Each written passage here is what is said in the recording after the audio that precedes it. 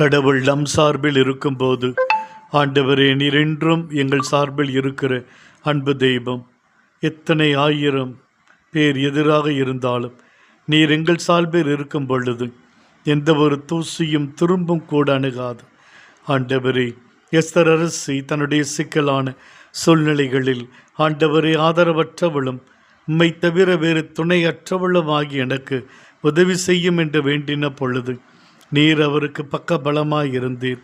தன் எஜமானரால் கைவிடப்பட்ட ஆக்கார் பாலை நிலத்தில் அலைந்து திரிந்த பொழுது, தனிமையில் விடப்பட்ட பொழுது அவளின் அருக்குறளை காண்கிற தேவனாயிருந்து புதிய ஊற்று நீரை காண்பித்து காப்பாற்றினீரே.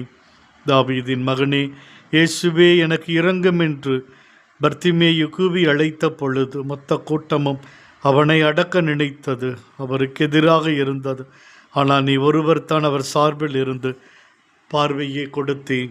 பாவியோடு தங்குவதற்கு போகிறாரே என்று எல்லா மக்களும் சக்கியை அவமதித்த பொழுது நீர் மட்டும் மதிப்புக்குரியவனாய் அபிரமாக மகனாக அவரை உயர்த்தி நீர். ஆண்டவரே, எங்களுடைய வாழ்க்கையிலும் அது வல்லமையுள்ள அருட்கரம் அனுதினமும் எங்களை பலப்படுத்தி வழிநடத்தி கொண்டிருக்கிறது. எங்கள் வாழ்வில் எதிர்ப்புகள் பிரச்சனைகள் வரும் பொழுது நீர் ஒருவரே எங்கள் பக்கமாக இருந்து எங்களை ஆசிர்வதிக்கிறேன். இன்றைய நாளிலும் அந்த ஆசீரை தாரும்.